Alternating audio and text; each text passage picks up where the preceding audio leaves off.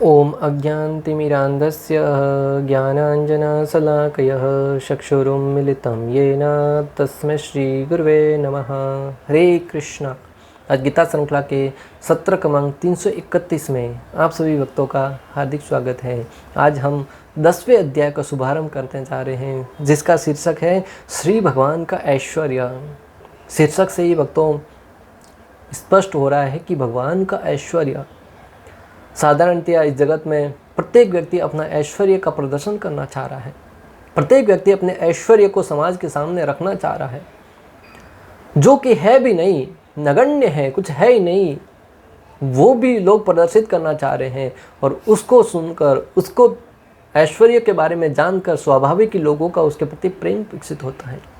तो भगवान इस अध्याय में विशेष रूप से अपना ऐश्वर्य के बारे में बता रहे हैं कि मैं मात्र एक साधारण श्री कृष्ण ग्वाल बाल नहीं हूँ, मैं कोई नंद और यशोदा का साधारण बालक नहीं हूँ, मैं साधारण लोगों के साथ लीला करने वाला नहीं हूँ। हाँ, जब मैं अवतरित होता हूँ तो वो लीलाएं करना मेरे दिनचर्या का हिस्सा होता है।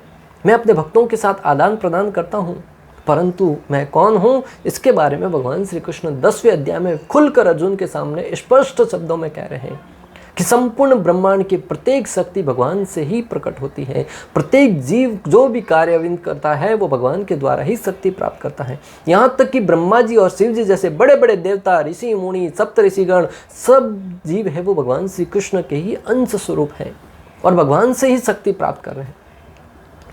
और जब हम उनके विषय में पूरे के पूरे विस्तार से स्वयं भगवान के श्रीमुख से सुनेंगे, तभी हम स्वाभाविक ही श्री कृष्ण की शरणागति स्वीकार करने के प्रति आगे प्रेरित होंगे। तो आइए, श्लोक इस प्रकार है। श्री भगवान उवाच भूय एव महाबाहो शृणु मे परम वसः यते अहम प्रियमाणाय वक्षुषामि हितकामया। भगवान कहते हैं कि श्री भगवान ने कहा, हे महाबाहु अर्जुन, और आगे सुनो। कहाँ सुनो? 9वें अध्याय में जो भगवान विस्तार से वर्णन करते आ रहे थे अपने भक्तों के बारे में, अपनी विभूतियों के बारे में, भगवान कह रहे हैं कि इससे आगे सुनो। सुखी तुम मेरे प्रिय सखा हो, अतः मैं तुम्हारे लाभ के लिए ऐसा ज्ञान प्रदान करूंगा। तुम मेरे सखा हो। क्यों भगवान ज्ञान प्रदान करें? क्योंकि अर्जुन है वो भगवान के सखा थे और उसके लाभ के लिए, किसके लाभ के लिए? अर्जुन के लाभ के लिए। तो जब हम भगवान श्री कृष्ण के विषय में सुनते हैं तो हम भगवान पे एहसान नहीं करते हैं, वो हम स्वयं अपने लाभ के लिए सुनते हैं। जब कोई कृष्ण भक्ति में लगता है, कृष्ण की सेवा करता है, तब उस सेवा से वो भगवान पे कोई एहसान नहीं कर रहा है, उस सेवा से हमारा शुद्धिकरण हो रहा है। आचार्यगण समझाते हैं कि अगर आप भक्ति में लगे हुए हैं, श्री कृष्ण की सेवा में लगे हुए हैं, तो हमें ये नहीं समझना चाहिए कि मैं भगवान पे एहसान कर रहा हूँ। अक्सर लोग भक्ति को यही समझ लेते हैं। जब जीवन में संकट आते हैं तब भगवान को सामने जाकर भगवान को कोसते हैं कि भगवान, मैं आपकी इतनी भक्ति करी, इतनी सेवा करी और आपने मुझे बदले में दिया क्या? क्या यही मेरी सेवा का फल है? उनको तत्व से समझना होगा कि जब हम सेवा करते हैं तो उसका उद्देश्य भगवान के ऊपर एहसान करना नहीं है, उसका उद्देश्य हमारा स्वयं का शुद्धिकरण करना है। जब हम सेवा करेंगे तब निश्चित रूप से हमारा शुद्धिकरण होगा। और स्वयं भगवान श्री कृष्ण इसका यहाँ पे उल्लेख कर रहे हैं, जो अभी तक मेरे द्वारा बताए गए ज्ञान से श्रेष्ठ होगा। और ध्यान से सुनिएगा भक्तों, भगवान कह रहे अभी तक जो मैंने ज्ञान प्रदान किया ना, उससे भी ये जो ज्ञान अभी प्रदान करने जा रहा हूँ वो सर्वश्रेष्ठ होगा। दोनों कान खोलकर, निगाह सामने बना रखकर, पूर्ण चेतना में स्थित रहकर इस ज्ञान को ध्यान से सुनिएगा। तो इस अध्याय में भगवान श्री कृष्ण अपनी विभूतियों का वर्णन करेंगे, जिसे सुनकर जीव के हृदय में श्री कृष्ण के प्रति प्रेम जागृत हो सके और वह उनकी सेवा में लग सके। आचार्यगण समझाते हैं कि श्लोक में भगवान श्री कृष्ण विशेष रूप से अपनी विभूतियों का वर्णन कर रहे हैं, जिसका उद्देश्य है कि जब विभूतियों के बारे में सुनेंगे तो स्वाभाविक जीव का प्रेम उत्पन्न होगा और वो भगवान की सेवा में संलग्न हो सके। पिछले कई अध्याय में भक्ति का वर्णन हुआ है और बीच बीच में भगवान की विभूतियों का भी वर्णन हुआ है। पिछले कई अध्याय में भगवान 7वें, 8वें, 9वें भगवान ने भक्ति के बारे में वर्णन किया है और बीच बीच में भगवान ने अपनी विभूतियों के बारे में भी वर्णन किया है। जैसे भगवद गीता 7.8 से 12 तक और 9.16 से 19 में भी भगवान ने अपनी विभूतियों का वर्णन किया है। परंतु अब इस अध्याय में उस भक्ति को प्रकट और वर्धित करने के लिए भगवान अपनी विभूतियों का विस्तार से वर्णन करेंगे, जिनको संक्षेप में उन्होंने पहले कहा था। जो पहले संक्षेप में भगवान ने कहा 7.8, 9, 10, 11, 12 में और 9.16, 17, 18, 19 में, उसको अभी विस्तार से कहेंगे, जिससे हमारी भक्ति में और वर्धन हो सके, भक्ति का और प्रगाढ़ हो सके। हे महाबाहु अर्जुन, पुनः तुम मेरे कल्याणकारी वचनों को सुनो। एक एक शब्द भक्तों कितना महत्वपूर्ण है, शब्द में पूरा का पूरा सार छिपा हुआ है। भगवान कह रहे कि हे अर्जुन, तुम मेरे इस कल्याणकारी वचनों को सुनो। कल्याणकारी का अर्थ है जो तुम्हारा कल्याण करने वाले हैं। जो भगवान के मुख से निकलने वाला है एक एक शब्द है, वो हमारे लिए कल्याणकारी होगा। भगवान श्री कृष्ण अर्जुन को सुनने की आज्ञा दे रहे हैं। यद्यपि अर्जुन पहले से ही सुन रहे थे, ताकि अब जो शिक्षा दी जाएगी उसे वे बड़े ध्यान से सुने। भगवान क्या कह रहे हैं कि अर्जुन इस कल्याणकारी वचनों को सुनो, जबकि अर्जुन तो पहले से सुन ही रहा है। कथा के मध्य लोग बैठे हुए हैं। अगर मैं बार बार आपसे कहूँ कि अभी सुनो, अभी सुनो, आप कहेंगे कि पहले से सुन तो रहे हैं, परंतु जब बार बार कहा जा रहा है कि अभी सुनो, तब समझिए कि कुछ विशेष बात बोली जा रही है। सुखदेव गोस्वामी कई बार प्रसंग में बार बार परीक्षित महाराज को कहते थे, सुनो हे राजऋषि सुनो, अर्थात उनका ध्यान आकृष्ट करने के लिए कि ये प्रसंग है और महत्वपूर्ण है। भगवान यहाँ पर और इसको बल देकर अर्जुन के सामने प्रस्तुत कर रहे हैं। श्रवण के द्वारा ही हम अपने भविष्य को देख पाते हैं कि आज जो कार्य हम कर रहे हैं उसका प्रभाव भविष्य पर क्या पड़ेगा। अगर भगवान ने गीता प्रदान न करी होती तो इस संपूर्ण ज्ञान से हम अनभिज्ञ रह जाते। भक्तों, श्रवण के द्वारा ही हम जान पाते हैं कि भविष्य, इस ज्ञान का भविष्य के ऊपर हमारे क्या प्रभाव पड़ेगा, भले भौतिक जगत में हो या आध्यात्मिक जगत में हो। साधारणतः व्यक्ति जब सुनता है कि कल बारिश होने वाला है, मौसम विभाग ऐसे अनुमान लगाता है कि कल बारिश होने वाला है, तो वो घर से बाहर नहीं निकलेगा या अपनी तैयारी के साथ निकलेगा। जब हम न्यूज़ में देखते हैं कि कल वहाँ पे ट्रेन बंद रहेगी, जब श्रवण किया तभी तो मालूम पड़ा, नहीं तो घर से निकल पड़ते और वहाँ पे जाके असुविधा का सामना करना पड़ता। कहने का तात्पर्य है कि जब हम श्रवण करते हैं तब भविष्य के बारे में स्तुति है वो स्पष्ट होती है, और जब बात आध्यात्मिक ज्ञान की आती है तब और महत्वपूर्ण हो जाता है। भगवद गीता जैसा ज्ञान अगर भगवान ने प्रदान नहीं किया होता तो हमारी स्थिति आज कुछ और ही होती। भगवान श्री कृष्ण ने भगवद गीता का ज्ञान जो प्रदान किया, इससे ही हम भक्ति के कार्यों की तरफ प्रवृत्त हो पाए। हम जान पाए कि श्री कृष्ण भगवान थे और उनकी शरणागति स्वीकार करना ही हमारे जीवन का उद्देश्य होना चाहिए। और शरणागति कैसे स्वीकार करना है वो भी भगवान श्री कृष्ण ने स्पष्ट रूप से उल्लेख किया है। अतः हमें भगवद गीता और भागवतम जैसे ग्रंथों का श्रवण करना चाहिए। भक्तों, अगर हम भगवद गीता को नहीं पढ़ते तो जीवन का जो महत्वपूर्ण सत्य है, जीवन का महत्वपूर्ण अंग है, उससे हम वंचित रह जाते। जीवन का उद्देश्य क्या है हमें पता ही नहीं था। जीवन का अंतिम सत्य है मृत्यु, हमें पता ही नहीं था। जैसा कि भगवान ने कहा कि जीवन का अंतिम सत्य है मृत्यु। जातस्य ही ध्रुवो मृत्यु ध्रुवम जन्म मृत्युस्य स। जिसने जन्म लिया है उसकी मृत्यु निश्चित है और उसका पुनर्जन्म भी निश्चित है। अतः हम अपने कर्मों को करते हुए सचेत रहते हैं कि कहीं ना कहीं अगले जन्म में हमारे कर्मों का फल हमें मिलेगा, अन्यथा तो हम पशुओं की भांति जीवन यापन कर रहे थे, जैसा कि आज कई लोग कर रहे। अतः भगवान को विशेष रूप से हम धन्यवाद देते हैं कि भगवान ने हमारे लिए भगवद गीता का ज्ञान दिया। अर्जुन के साथ तो स्वयं श्री कृष्ण थे, उनको ज्ञान की आवश्यकता नहीं थी। अर्जुन को माध्यम बनाकर भगवान ने आप और हमारे जैसे जीवों को ये भगवद गीता का ज्ञान प्रदान किया है, तो हमें हाथों हाथ नहीं जाने देना है। भगवान की इस कृपा को, इस भगवान के आशीर्वाद को हमें दोनों हाथ आगे बढ़ाकर उसको स्वीकार करना है। मैं तुमको सकित करने के उद्देश्य से इस ज्ञान को कहूँगा, यद्यपि तुम ज्ञानवान हो, परंतु क्योंकि तुम मेरे वचनों को सुख अनुभव करते हो, मानो तुम अमृत पी रहे हो। बहुत महत्वपूर्ण बात है भक्तों। भगवान कह रहे हैं कि मैं तुम्हें सकित करने के उद्देश्य से जो ज्ञान प्रदान करना हूँ, पहले तुमने कभी नहीं सुना था। आज तुम मुझे मात्र मित्र मानते आए थे। मैं कौन हूँ उसके विषय में मैं आज विस्तार से बताने वाला हूँ। और मैं क्यों बता रहा हूँ? क्योंकि तुम उस ज्ञान को अमृत के रूप में पी रहे हो, उस ज्ञान को सुनने में आनंदित हो रहे हो। जब कोई भगवान के विषय में सुनकर आनंदित होता हो, रोमांचित होता हो, तब वक्ता को बोलने की और अंदर से उत्कंठा होती है और अंदर से इच्छा होती है और बढ़ा चढ़ा कर बोलता है भगवान।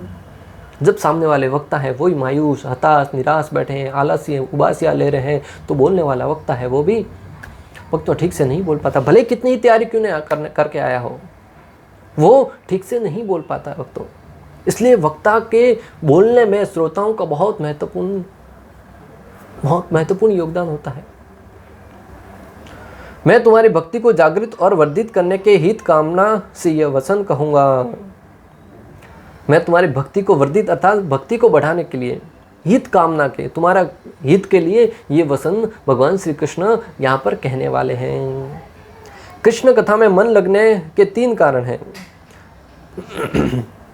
कृष्ण कथा में मन लगने के 3 कारण आचार्यगण समझाते हैं कि कान है वो आकाश स्वरूप है। हम भोजन है वो ज़्यादा नहीं कर पाते, भक्तों कुछ खाएंगे, किसी की लिमिटेशन होती है, कोई 2 रोटी खाता है, कोई 4, कोई 6, ज़्यादा से ज़्यादा 10, 20 कितने खा पाएगा? रसगुल्ला 10 खा पाएगा, 20 खा पाएगा, 100 तो नहीं खा पाएगा, क्योंकि हमारा पेट है वो आकाश के सदृश नहीं है। परंतु हमारे कान है वो आकाश के सदृश है। कानों में कितना ही श्रवण करते जाओ, और विशेष रूप से जब हम हरि कथा सुन रहे हैं तब उसको आस्वादन करते करते कान कभी नहीं थकते हैं उसको। इसलिए तो अर्जुन है वो भगवान श्री कृष्ण से सुनता ही जा रहा है। परीक्षित महाराज 7 दिन 7 रात तक कृष्ण कथा सुनते रहे। क्या भोजन इतना कर पाते? नहीं। तो भक्त है वो 3 कारण से सुन पाता है। एक है कि कान आकाश स्वरूप है, हम रस को जानने वाले हैं। जो कृष्ण कथा का रस है उसको जानने वाले, पहले से पता है कि उसमें कितना रस है, कितना आनंद है, कितना महिमा गान है। कथा का रस बंद नहीं होता। और तीसरी बात कि उस कथा का रस कभी बंद नहीं होता। जैसे गन्ना ले लीजिए, आप गन्ने को सूसेंगे, गन्ने को खाएंगे एक तरीके से, दूसरे तरीके से, धीरे धीरे उसका रस समाप्त हो जाएगा। एक समय के उपरांत उस गन्ने को फेंक देंगे। क्या पूरा दिन भर या जीवन भर उसी गन्ने को सूसते रहेंगे? नहीं, उस गन्ने को फेंक देते हैं रस खत्म होने पर। परंतु भक्ति रस है, उसमें से कभी रस खत्म नहीं होता। जितना अधिक पान करेंगे उतना रस बढ़ता ही जाएगा। और जिन्होंने इस मार्ग को अपनाया है, जो इस मार्ग पर चल रहे हैं, वो और इससे से अच्छे से अनुभव कर सकते हैं। पराशर मुनि ने भगवान शब्द की व्याख्या इस प्रकार की है, जो पूर्ण रूप से 6 ऐश्वर्यों से युक्त है। ऐश्वर्य से, समग्र से, वीर्य से, यशस, श्रेय, ज्ञान, वैराग्य स एव भग इति गणा।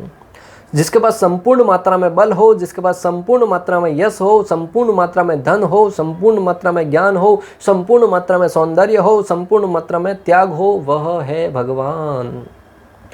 पराशर मुनि ने भगवान शब्द की व्याख्या इस प्रकार की है। अगर कोई व्यक्ति कहता है मैं भगवान हूँ, तो क्या उसको ठीक ठीक जान लीजिए क्या उसके अंदर ये सारे गुण हैं। जब हम किसी वस्तु या व्यक्ति के प्रति आकर्षित होते हैं तो भगवान के इन 6 ऐश्वर्यों के फलस्वरूप ही होते हैं। जब भगवान श्री कृष्ण इस धराधाम पर अवतरित हुए तब उनके अंदर 6 के 6 ऐश्वर्य के सारे गुण का हम दर्शन कर सकते हैं। भगवान ने एक एक गुण को द्वारा प्रदर्शित किया कि वो भगवान है। जैसे संपूर्ण मात्रा में बल, अगर भगवान के पास संपूर्ण मात्रा में बल नहीं होता तो नन्ही सी आयु में, 6 दिन की आयु में उन्होंने बड़े बड़े राक्षसों का वध किया। इससे सिद्ध होता है बिना किसी हथियार के उन्होंने बहुत राक्षसों का वध किया। कथा बहुत लंबी है, हम इतना बताना चाहते हैं कि बल है वो किस प्रकार भगवान के पास संपूर्ण मात्रा में है। संपूर्ण मात्रा में यश, श्री कृष्ण 5000 वर्ष पहले आए थे, आज भी उनके नाम का डंका बज रहा है। दिन दुना रात सौगुना यश बढ़ता ही जा रहा है। कोई व्यक्ति खिलाड़ी आता है या कोई राजनीतिज्ञ आता है, कुछ समय के उपरांत लोग उसको भूल जाते हैं। पहले कोई और खिलाड़ी था, कभी कोई और है, आगे कोई और होगा, परंतु श्री कृष्ण का यश है वो दिन दुना रात सौगुना बढ़ता ही जा रहा है। धन, भगवान के पास कितना धन था। पूरी द्वारका नगरी सोने की बनाई हुई थी। 16,108 महल थे। सारा का सारा ऐश्वर्य था उनके पास। इससे सिद्ध होता है कि भगवान है वो संपूर्ण मात्रा में धन के धनवान मालिक थे।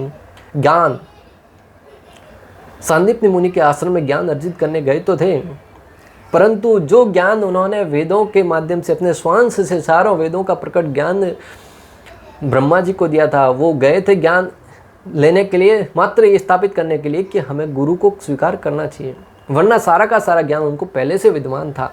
और इसको स्पष्ट उल्लेख आता है भागवतम में कि जो ज्ञान प्रदान करते थे वो भगवान पहले से उनको ज्ञान था। सौंदर्य, नाम से ही प्रतीत होता है कृष्ण, कृष्ण का अर्थ है सर्व आकर्षक। जब भगवान श्री कृष्ण चलते थे तो सारे के सारे लोग हैं वो आकर्षित हो जाते थे। बड़े बड़े लोग भी, बड़े बड़े ऋषि मुनि भी भगवान श्री कृष्ण के सौंदर्य को देख के आकर्षित हो जाते थे। संपूर्ण त्याग, और त्याग के विषय में तो जो महत्वपूर्ण है वो है त्याग। तो कहाँ कैसे उल्लेख करे भगवान के त्याग का। जरासंध के साथ युद्ध में उन्होंने मथुरा नगरी को छोड़कर, पूरी की पूरी नगर को छोड़कर वो द्वारका के लिए प्रस्थान कर दिए। आज हमें एक पेन छोड़ने के लिए कहा जाता है, नानी याद आ जाती है। एक फ़ोन किसी को देने के लिए त्याग करने कहा जाए, नानी याद आ जाएगी। परंतु भगवान श्री कृष्ण ने त्याग कर दिया, पूरा का पूरा नगर राज्य त्याग कर दिया। तो ये भगवान के जो 6 के 6 गुण हैं उसके प्रति ही लोग आकर्षित रहते हैं। भले किसी व्यक्ति के अंदर है तो उसके प्रति आकर्षित होंगे, किसी और वस्तु में है तो उसके प्रति आकर्षित होंगे।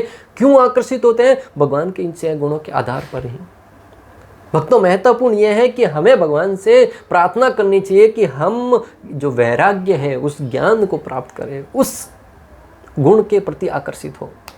अन्यथा यश, बल, सौंदर्य, ज्ञान, उनके प्रति अगर आकर्षित हुए तो कहीं ना कहीं हमारे अंदर अहंकार की वृद्धि होगी, कहीं ना कहीं हमारे अंदर स्वाभाविक अहंकार आएगा और जो हमें भक्ति कार्यों से दूर लेके जाएगा। परंतु अगर वैराग्य आ गया तो जगत के लोगों से दूर जाकर भगवान के श्री चरणों के प्रति हम आकर्षित होंगे। जब श्री कृष्ण इस धराधाम में थे तो उन्होंने सहो ऐश्वर्यों का प्रदर्शन किया था। फलतः पराशर जैसे मुनियों ने श्री कृष्ण को परम भगवान के रूप में स्वीकार किया है। और अर्जुन स्वयं भी भगवद गीता 10.12 और 13 में इसका उल्लेख करता है कि बड़े बड़े ऋषि मुनियों ने भगवान श्री कृष्ण को परम ईश्वर के रूप में स्वीकार किया है। क्या कहते हैं? परम ब्रह्म परम धाम पवित्रम परम भवान पुरुषम शाश्वतम दिव्यम आदिदेवजम विभुम आहुस्त्वस्य देवर्षि नारद असितो व्यास देवल स्वयं सेव ब्रह्मीषि में। अर्जुन कहते हैं कि आप परम भगवान हैं, परम धाम है, परम पवित्र, परम सत्य, आप नित्य, दिव्य, आदि पुरुष, अजन्मा तथा महानतम है। नारद, असित, देवल तथा व्यास जैसे ऋषि आपके इस सत्य की पुष्टि करते हैं। अब आप स्वयं भी मुझे प्रकट रूप से कह रहे हैं। असित, देवल, नारद, व्यास जैसे बड़े बड़े ऋषि मुनियों ने भगवान श्री कृष्ण को परम ईश्वर के रूप में स्वीकार किया है। अतः आप और हम भी करें, इसमें कोई अतिशयोक्ति नहीं है। पिछले अध्याय में भगवान ने दृढ़ विश्वास के साथ भक्ति स्थापित करने में अपनी विभिन्न शक्तियों के योगदान की चर्चा स्पष्ट की थी। और इस अध्याय में पुनः वे अर्जुन को अपनी सृष्टि तथा विभिन्न ऐश्वर्यों के विषय में बता रहे हैं। श्री कृष्ण अर्जुन से कहते हैं कि अपना गुणगान करना आत्महत्या के समान है, फिर वे अपना गुणगान क्यों करते हैं? भक्तों, यहाँ पे हम समझ सकते हैं कि भगवान श्री कृष्ण पिछले अध्याय में भी अपने विभूतियों के बारे में उल्लेख किया, इस अध्याय में भी विस्तार से अपने बारे में वर्णन करते हैं। तो यहाँ पे प्रश्न उठ सकता है कि जब भगवान श्री कृष्ण अर्जुन को बताते हैं कि अगर कोई व्यक्ति अपने बारे में उल्लेख करता है तो वो आत्महत्या करने के समान है। कुरुक्षेत्र का प्रसंग भक्तों, जब युधिष्ठिर महाराज ने अर्जुन का अपमान किया, उसके गांडीव का अपमान किया, तो अर्जुन ने शपथ ले रखी थी कि अगर कोई मेरे गांडीव का अपमान करेगा तो मैं उसको या तो उसका वध कर दूंगा, और नहीं कर पाया तो मैं स्वयं अग्नि समाधि ले लूंगा। युधिष्ठिर महाराज ने ये कार्य कर लिया तो अर्जुन बड़े भाई का वध तो नहीं करेंगे, अतः अग्नि में प्रवेश करने लगे। तब भगवान श्री कृष्ण ने कहा था कि अगर कोई व्यक्ति अपना स्वयं का गुणगान करता है तो वो मृत्यु के समान ही है। तब अर्जुन ने पहले तो युधिष्ठिर महाराज का अपमान किया, और वो अपमान करना युधिष्ठिर महाराज की मृत्यु के समान हुआ। और फिर युधिष्ठिर महाराज का अपमान करने के कारण स्वयं दुखी हुए, तो भगवान ने कहा कि तुम अपना गुणगान कर लो, ये भी मृत्यु के समान है। तब अर्जुन ने अपना स्वयं का गुणगान किया। तो वहाँ पे तो भगवान अर्जुन को ऐसा बता रहे हैं कि गुणगान करना मृत्यु के समान है, और यहाँ पे स्वयं खुद का गुणगान करने जा रहे हैं। इससे क्या अभिप्राय है? तो भगवान द्वारा अपना गुणगान करने का कारण बताते हुए भगवान कहते हैं कि जो व्यक्ति अपना स्वयं का गुणगान अहंकारवश, ईर्ष्यावश, दूसरों के सामने बढ़ाई चढ़ाई करने के लिए, और जो गुण उसके अंदर नहीं है वो प्रदर्शित करता है, वो मृत्यु के समान है। परंतु भगवान यहाँ पर अपना गुणगान क्यों करते हैं? भगवान में वाकई में सब गुण हैं, हम में तथाकथित गुण नहीं होते हैं, उसका गुणगान करते हैं, वो मृत्यु के समान है। भगवान में तो जो गुणगान कर रहे हैं वो वास्तव में गुण है। दूसरा, भगवान अपने भक्त का आग्रह देखकर बोल रहे हैं। भगवान अर्जुन के आग्रह को देख कर कि अर्जुन जानना चाह रहा है, इसलिए भगवान बताना चाह रहे हैं। भक्त की भक्ति बढ़ेगी इसके लिए बोल रहे हैं। तीसरा कारण, भक्त की वो भगवान के बारे में सुनकर भक्त की भक्ति बढ़े, इसलिए भगवान उल्लेख कर रहे हैं। इस गुणगान को सुनकर लोग समझ पाएंगे कि वो भगवान है, और इस गुणगान को सुनकर भक्त या लोग सुन पाएंगे, समझ पाएंगे कि श्री कृष्ण है वो भगवान है, इसलिए भगवान उसके बारे में बता रहे हैं। और इस सारे के सारे गुणों का बखान करने के बाद भी भगवान को अहंकार नहीं आता है, ये महत्वपूर्ण बात है। हम तथाकथित थोड़ा सा धन प्राप्त कर लेते, थोड़ा सा वैभव प्राप्त कर लेते, हम अहंकारी हो जाते, घमंडी हो जाते हैं, और उस घमंड के वश, अहंकार वश दूसरों को बताते हैं कि मैं ऐसा हूँ। जो जो भगवान के विषय में कोई सुनता है, त्यों त्यों वो भक्ति में रमता जाता है। जैसे जैसे कोई भक्त भगवान के विषय में बार बार सुनता रहता है, त्यों त्यों वो भक्ति के विषय में और अधिक रमण करता जाता है और अधिक प्रगति करता जाता है। कुछ दिन पहले हम फेसबुक पे एक वीडियो देखा जिसमें विदेशी भक्त हैं, वो ट्रेन में नृत्य कर रहे हैं। एक भक्त गा रहे हैं, दूसरा कीर्तन कर रहा है, कोई करताल बजा रहा है, कोई मृदंग बजा रहा है। लोग अनेक प्रकार से नृत्य ऐसे कर रहे हैं जैसे उनको कोई जीवन में यही जगत के लोग ही नहीं है। तो नीचे कमेंट सेक्शन में जाकर जब पढ़ते हैं, लोग कमेंट्स करते हैं, ये भक्ति को मनोरंजन बना दिया है, भक्ति को ऐसा कर दिया है, ऐसा कर दिया है। तब हमें समझ में आया कि जो भक्ति में लगा हुआ है वो पूर्ण रूप से मनोरंजन में बन जाता है, और पूर्ण रूप से ऐसा रम जाता है जैसे उस जगत से उसका कोई लेना देना ही नहीं है। भक्ति का अर्थ ये नहीं कि आप मात्र एकांत स्थान में जाकर तपस्या में लीन हो जाए। भक्ति का अर्थ है कि आप हमेशा सततम कीर्तयन्तो मां, निरंतर भगवान के नाम का भजन करते रहें, निरंतर भगवान के नाम में रमण करते रहें और परम आनंद को प्राप्त करें। इस जगत में रहते हुए भी जगत का नहीं होना, यह है भक्ति। और आज के जो कृष्ण भक्त हैं वो इस कार्य को पूर्ण रूप से, स्पष्ट रूप से, यथार्थ रूप में जीते हुए हमें दिखाते हुए प्रदर्शित हो रहे हैं। मनुष्य को चाहिए कि भक्तों की संगति में भगवान के विषय में सदा श्रवण करे, इससे उसकी भक्ति बढ़ेगी। मनुष्य को चाहिए कि भक्तों के संग में रहते हुए निरंतर भगवान के विषय में श्रवण करे, इससे ही उसकी भक्ति है वो बढ़ती जाएगी। भक्तों के समाज में ऐसी चर्चाएं केवल उन लोगों के बीच हो सकती हैं जो सचमुच भगवान श्री कृष्ण के इच्छुक हो, जानने के इच्छुक हो। भगवत भक्तों में ऐसी चर्चाएं वो लोग ही करते हैं जो वास्तव में भगवान श्री कृष्ण को जानने के इच्छुक होते हैं। और इसका उल्लेख भगवान श्री कृष्ण 10.9 में इस प्रकार करते हैं, मच्चितः मद्गत प्राणः बोध्यन्त परस्परम कथ्यन्त स माम नित्यम तुच्छन्ति स रमन्ति स। भगवान कहते हैं कि मेरे शुद्ध भक्तों के विचार मुझ में वास करते हैं, उनके जीवन मेरी सेवा में अर्पित रहते हैं और वे एक दूसरे को ज्ञान प्रदान करते हैं तथा मेरे विषय में बातें करते हुए परम संतोष तथा आनंद का अनुभव करते हैं। भगवान के भक्त हैं वो जब एक दूसरे से मिलते हैं तभी गपशप नहीं करते हैं, इधर उधर की बात नहीं करते हैं, राजनीति की बात नहीं करते हैं, तेरे घर में क्या हुआ, मेरे घर में क्या हुआ वो नहीं बताते हैं, तेरे घर में कौन सी सब्जी बनी थी, मेरे घर में क्या हुआ था वो नहीं बातें करते हैं। फिर क्या करते हैं, भगवान के विषय में बातें करते हैं।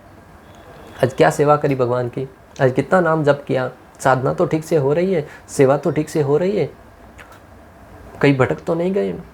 तो भगवान कहते हैं कि जो मेरे भक्त हैं वो जब एक दूसरे से मिलते हैं तब मेरे विषय में ही चर्चा करते हैं, मेरे बारे में ही आदान प्रदान करते हैं।